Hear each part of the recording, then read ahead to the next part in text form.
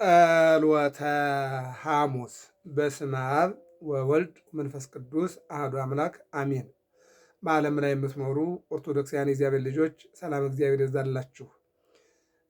ጸሎተ ሐሙስ ለስነ ፍጥረት አምስተኛ ሐሙስ የተባለውም በስነ ፍጥረት ልሳነ ግዕዝ ነው። አምስተኛ ቀን ማለት ነው። ለሰሙነ ሕማማት አራተኛ ዕለት ጌታችን መድኃኒታችን ኢየሱስ ክርስቶስ ብሉይ ኪዳንን አሳልፎ አዲስ ኪዳንን ለመሰረተበት ለዚህ ታላቅ ዕለት እንኳን አደረሰን አደረሳችሁ። ጸሎተ ሐሙስ ከነዚህ ከዕለታቱ ለየት ይላል። በጠዋት አባቶቻችን ተነስተው ግብረ ሕማማት ሲያነቡ አርፍደው አሁን ላይ ከሰኞ ጀምሮ ማክሰኞ፣ ረቡዕ ያልነበረውን በጧት ተነስተው ኪዳን ያደርሳሉ። ማዕጠንት ይታጠናል ማለት ነው። ይሄ ጸሎተ ሐሙስን ልዩ ያደርገዋል ማለት ነው እና የዛሬው ውዳሴ ማርያም ደግመው ዳዊት ደግመው ኪዳን አድርሰው ማዕጠንተ አጽንነው ነው አገልግሎቱን የሚጀምሩት ማለት ነው። ከዛ በኋላ እንግዲህ ሐዋርያቲሁ ከበበ እግረ አዳይሁ ሐጸበ ኮኖሙ አበ ወእም እያሉ ሐዋርያት ዙሪያውን ከበቡ፣ እሱ ደግሞ ተንበርክኮ እግራቸውን አጠበ የሚለው ታላቅ ስርዓት ነውና ዛሬ ለዚህ ታላቅ ዕለት በድጋሚ ያደረሰን አምላክ ክብርና ምስጋና አምልኮትና ውዳሴ ለአምላካችን ለእግዚአብሔር ይሁን። በነገራችን ላይ በዛሬው ዕለት በጣም ብዙ ምስጢራትና ብዙ ስያሜዎች አሉ። እነሱን ሁሉ ማድረስ አንችልም፣ ግን እንደው አጠር አጠር አድርገን እንገልጣቸዋለን። በመጀመሪያው ጸሎተ ሐሙስ ይባላል። ጸሎተ ሐሙስ ማለት የጸሎት ቀን ማለት ነው። የጸሎት ቀን ለማን ነው? ለጌታችን ለመድኃኒታችን ኢየሱስ ክርስቶስ ከዚህ ቀደም ስላልጸለየ አይደለም። ከዚህ ቀደም አልጸለየም ማለት አይደለም። ነገር ግን የዛሬዋ ዕለት ጸሎተ ሐሙስ ተብላ የተቀመጠችበት ታሪክ አለው፣ እናየዋለን። አንደኛው ጸሎተ ሐሙስ ነው ማለት ነው። ሁለተኛው ሐዲስ ኪዳን የተመሰረተበት ዕለት ነው። ዘፍጥረት ማን ነው? ዘትንቢተ ኤርምያስ 31 ላይ የሐዲስ ኪዳን አዲስ ቃል ኪዳን የምገባበት ጊዜ ይመጣል ብሎ በነቢዩ በኤርምያስ ላይ ተናግሮ ነበርና በዛሬው ዕለት የላሙን የጊደሩን የበጉን መስዋዕት አስወግዶ አዲስ ኪዳን ነገ የሚቆረሰው ሥጋዬ ነገ የሚፈሰው ደሜ ነው ብሎ ዛሬ አዲስ ኪዳንን ተክሎ ብሉይ ኪዳንን ያሳለፈበት ቀን ነው። ሁለተኛው ይህ ነው። ሶስተኛው ምን ይባላል? የምስጢር ቀን ይባላል። አራተኛው የነፃነት ቀን ይባላል። አምስተኛው ሕጽበተ እግር ይባላል። ከዚህ ቀጥሎ ደግሞ የመጨረሻው እራትም ይባላል። ከዚህ ቀጥሎ ደግሞ የመጨረሻው ትምህርትም ይባላል። ከዚያ መጽሐፈ ዶሮ ለሐማርያም፣ እንደገና ደግሞ የቅዱስ ጴጥሮስ ክህደትና የይሁዳ አምላኩን መሸጥ፣ ይልቁንም ደግሞ ጌታችን መድኃኒታችን ኢየሱስ ክርስቶስ ሐዋርያትን ከነሱ መካከል ክፉ ሰው እንዳለና አሳልፎ እንደሚሸጠው የተናገረበት ታላቅ ዕለት ስለሆነ ይህንን አጠር መጠን አድርገን እንመለከታለን። የጊዜ ባለቤት እግዚአብሔር አምላክ ሁላችንንም እንዲባርከን መልካም ፈቃዱ ይሁንልን። በጸሎት እንጀምረው። ምን ይላል? ጌታችን መድኃኒታችን ኢየሱስ ክርስቶስ ናዝሬት እያስተማረ ወደ ደብረ ዘይት እየወጣ ይጸልይ ነበረ ይለናል። አስቀድሞ በዕለተ እሑድ የአባቴ ቤት የጸሎት ቤት እንጂ የመነገጃ ቦታ አይደለም ብሎ ቤቱ የእግዚአብሔር ቤት እንደሆነ የእግዚአብሔር ቤት ደግሞ የጸሎት ቤት እንደሆነ የተናገረው አምላክ ናዝሬት እያስተማረ ወደ ደብረ ዘይት እየወጣ ምን ይል ነበረ? ይጸልይ ነበረ። ይህንን ቦታ መተርጉማን ደብረ ዘይት ማለት በገነት በኩል ያለችው ምስራቅ ያች በር ያለችበት ሱራፊ የምታንበለብል ሰይፍ ይዞ የሰው ልጅ እንዳይገባ ብሎ የዘጋት ጌታችን ደግሞ እዚያች ቦታ አነስተኛ ቦታ በዓት ነበረችውና ወደ እሷ እየወጣ ይጸልይ ነበረ ይለናል። እና የዛሬው ዕለት ልዩ የሚያደርገው በማቴዎስ ወንጌል ምዕራፍ 26 ላይ ትጉሁ ወጸልዩ ከመ ይትባኡ ውስተ መንሱት፣ ወደ ፈተና እንዳትገቡ ትጉና ጸልዩ እያለ ሐዋርያትን የምስጢር ሐዋርያት የሚባሉ አሉ። ቅዱስ ጴጥሮስ፣ ቅዱስ ዮሐንስ፣ ያዕቆብ ናቸው። እነዚህ በአጭሩ አንደኛ ስለ ደብረ ታቦር ስለ ብርሃነ መለኮቱ ደብረ ታቦር ተራራ ላይ ወጣው ምስጢረ መለኮቱን ያዩ የማቴዎስ ወንጌል ምዕራፍ 17 ላይ የምናገኛቸው ሐዋርያት ናቸው። በቅዱስ ጴጥሮስ ሁለተኛውም ላይ እኛ በታላቁ ተራራ ላይ ተገኝተን ያየነው እንጂ ተረት ተረት ያወራን አይደለን ብሎ ቅዱስ ጴጥሮስ ብርሃነ መለኮቱን ማየታቸውን ግልጥ አድርጎ በመልእክቱ አስቀምጧል ማለት ነው። ሌላኛው ሁለተኛው ደግሞ ሙታን እንዴት እንደሚነሱ በኢያኢሮስ ቤት ተገኝቶ ለጴጥሮስ፣ ለያዕቆብ፣ ለዮሐንስ ሙት እንዴት ማስነሳት እንደሚቻል አሳይቷቸዋል። ምስጢር ነው። የሞተውን ሰው እንደገና ማንሳት ምስጢር ስለሆነ ይህን አይተዋል ማለት ነው። በሌላ መልኩ እነዚህ ሦስቱ ሐዋርያትን ወሰደና እሱ ወደ ጌቴሴማኒ ይልቁንም ደግሞ በደብረ ዘይት ይጸልይ የነበረው አምላክ አሁን በጌቴሴማኒ ጸሎት ሊያቀርብ የጸሎት ቀን የተባለው ለዚህ ነው።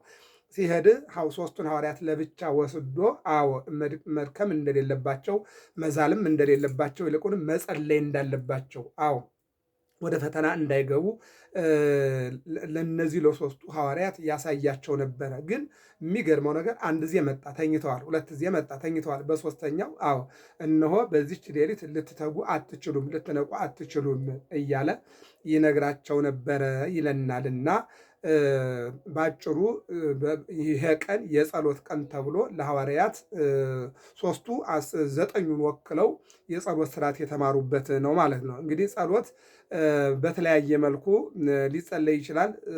ጸሎት እግዚአብሔር የሰጠን ከእግዚአብሔር ጋር መነጋገሪያ ነው። ምንድነው ጸሎት ማለት? ተናቦ ምስለ እግዚአብሔር ከእግዚአብሔር ጋራ መነጋገሪያ ነው ማለት። ጸሎት ስትጸልዩ ግን በእምነት አለ። በምን? በእምነት ጸልዩ አለ። ቀጥሎ ደግሞ በእኔ ስም ጸልዩ፣ በኢየሱስ ስም ጸልዩ አለ። ቀጥሎ ደግሞ እንደ እግዚአብሔር ፈቃድ ጸልዩ አለ። ቀጥሎ ደግሞ ንስሐ በመግባት ጸልዩ አለ ሲያስተምራቸው። እንደገና ደግሞ ስትጸልዩ ባለመታከት ባለመዛል ጸልዩ አላቸው ይላል። ባለመሰልቸት ጸልዩ አላቸው ይላል። በነገር ሁሉ ጸልዩ አለ። ስለ ሰው ጸልዩ አለ። ስለ ሰው ጸልዩ ይልና በማንኛውም ጊዜ ጸልዩ ብሎ የጸሎት ጊዜ ያስተማረበት ቀን ነው አንደኛው ማለት ነው። ሁለተኛው እንግዲህ አዲስ ኪዳን ማለት ምንድን ነው? ብሉይ ኪዳን ማለት እንደሚታወቀው ያረጀ ያፈጀ የቆየ የሚለውን ይናገራል ማለት ነው። በዚህ በማቴዎስ ወንጌል ምዕራፍ 5 ላይ በዚህ በወንጌሉ ላይም እንደተነገረው እምትልፍ አሐቲ ቃል ሞሪት ወእምነቢያት ሰማይ ወምድር ይሃልፍ ወቃልየሰ ይሃልፍ ይቤ እግዚእ ለአርዳኢሁ ተብሏል። እና አሁን ያሳለፋቸው አሉ ያላለፋል። ሕግ አያልፍም። ለምሳሌ ሕግ መጽሐፋዊ፣ ሕግ ጸባያዊ እሱ መጥቶ የፈጸመው ነው ማለት ነው። እና ምንድን ነው ግን ይሄ መስዋዕተ ኦሪቱን እንደገና ደግሞ በብሉይ ኪዳን የነበሩ የገደለህን ግደለው፣ ደም በደም ይነጻል የሚሉ ነገሮችን የሻረበት ታላቅ ዕለት ነው። ይልቁንም የጊደር የላም የበግን መስዋዕት አስወግዶ ነገ የሚቆረሰው ስጋ የሚፈሰው ደሜ ይህ ነው ብሎ አማናዊ አድርጎ የሚሰጥበት ታላቅ ቃል ስለሆነ አዲስ ኪዳንን አዲስ ምንድን ነው? ዓመተ ምሕረት ዓመተ ሥጋዌ አዲስ ተስፋ የሰጠበት ቀን ነው ማለት ነው። በሁለተኛ ደረጃ ሶስተኛው የምስጢር ቀን ይባላል። ምስጢር ቀን ማለት ምንድን ነው? የምስጢር ቁርባን በሚታየው ስንዴ በሚታየው ወይን የእግዚአብሔር ስጦታ እንደሚሰጥ ዛሬ እነሆ እንፍሬ ስርናይ ወይን ከስንዴና ከወይን የሚለውን በልበ አምላክ ዳዊት አድሮ የተነገረው ያ የሚፈጸምበት ሰዓት ዛሬ ስጋዬን ዛሬ ደሜን መቼ ነገ የሚቆረሰውን ነገ የሚፈሰውን እነሆ ዛሬ ትቀበላላችሁ ብሎ ምስጢረ ቁርባን በዚህ በትምህርት ቧት ትርጓሜ ላይ ምስጢር የሚባሉ 5 ነገሮች ናቸው። ምስጢረ ሥላሴ የሥላሴ አንድነት ሶስትነት አንድነታቸው ሶስትነታቸውን አይጠቀልልም፣ ሶስትነታቸው አንድነታቸውን አያጠፋውምና ይህ ምስጢር ተብሏል ማለት ነው። ሁለተኛው ምስጢረ ሥጋዌ የአምላክ ሰው መሆን የቃል ከድንግል ማርያም ሥጋ ጋር ተዋህዶ ከደሟ ጋር ተዋህዶ ሰው አምላክ ሰው መሆን። ሶስተኛው ምስጢረ ጥምቀት በሚታየው ውሃ የማይታየው ልጅነት የሚሰጥበት። አራተኛው ምስጢረ ቁርባን። ምስጢረ ቁርባን ማለት በምናያቸው ካህናት በምናያቸው ዲያቆናት የማይታየው የእግዚአብሔር ስጦታ በዮሐንስ ወንጌል ምዕራፍ 6 ቁጥር 56 ላይ ሥጋዬን የበላ ደሜን የጠጣ ከኔ ጋር ይኖራል እኔም ከሱ ጋር እኖራለሁ ያለበት ምስጢር ማለት ነው። ሌላው በሚታየው ስንዴና በሚታየው ወይን አሐዱ አብ ቅዱስ አሐዱ ወልድ ቅዱስ አሐዱ ውእቱ መንፈስ ቅዱስ ተብሎ ሲባል መባረኩና መቀደሱ መለወጡን የምንባርበት ምስጢር ተብሏል ማለት ነው። አምስተኛው ምስጢረ ትንሣኤ ሙታን ሰው ይሞታል። ነፍሱ ወደ መልካም ከሰራ ወደ ገነት፣ መጥፎ ከሰራ ወደ ሲኦል፣ ስጋ ደግሞ ወደ አፈርነቱ ይቀየራል። በኋላ ግን ይህ ምስጢር የተባለው ለዚህ ነው። ስጋ ካለበት ይነሳል፣ ነፍስ ትዋሃዳለች። መልካም የሰራ ለክብር ትንሣኤ፣ መጥፎ የሰራ ለአዛር ትንሣኤ ይነሳል ማለት ነው። ስለዚህ በአጭሩ ምስጢረ ቁርባን የተባለው ሐዋርያትን በዮሐንስ ወንጌል ምዕራፍ 13 ላይ እንዲህ አላቸው ይላል። አዎ ወደ አብ የሚሄድበት ጊዜ እንደደረሰ ባወቀ ጊዜ የወደዳቸውን ፈጽሞ ወደዳቸው ይልና ቀነተ ለምፀ ወሐፀበ እግረ አርዳይሁ አስቀድመው የበሉትን ወደኋላ አደረገና መጀመሪያ እግራቸውን አዎ ሊያጥብ ተንበረከከ ይላል። በዚህን ጊዜ ከቅዱስ ጴጥሮስ ጀመረ ነው የሚለው። ከቅዱስ ጴጥሮስ ሲጀምር ቅዱስ ጴጥሮስ እኔ አንተን ላጥብህ እንጂ አንተ እኔን ልታጥበኝ አትችልም ሲለው እኔ ያላጠብኩት ሕይወት እኔ ካላጠብኩህ ሕይወት አይኖርህም፣ እኔ ያላጠብኩት ሕይወት የለውም ማለት እንግዲህ ካጠብከኝ ሁለመናዬን ጠበኝ እንጂ ለምን እግሬን ብቻ አለው። አዎ የታጠበ ሁሉንም ታጠበ አለና ከቅዱስ ጴጥሮስ ጀምሮ እስከ ይሁዳ ይሁዳንም አለየውም። እንደሚሸጠው እያወቀ ይሁዳን አለየውም። ቅዱስ ጴጥሮስም እንደሚክደው እያወቀ ቅዱስ ጴጥሮስን አስቀድሞ ያጠበው እሱን ነው ማለት ነው።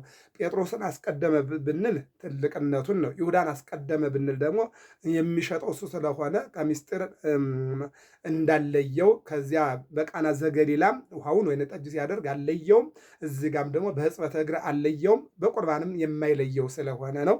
መተርጉማን እንግዲህ በሁለቱም ይናገሩታል። በጴጥሮስ ጀመረም ቢሉ ትልቅነቱና በይሁዳም ጀመረ ቢሉ ተጠራጣሪነቱና ከሃዲነቱን አጥብቆ አዎ እንዳለየው ምስክር ሊያደርግበት ነው ብለው መተርጉማን። በአጭሩ ግን አጠበ። ካጠባቸው በኋላ እንዲህ አለ፣ ንጹሐን ናችሁ አለ። ደስ አላቸው። ቆየና ደግሞ ግን ሁላችሁም ንጹሐን አይደላችሁም አላቸው።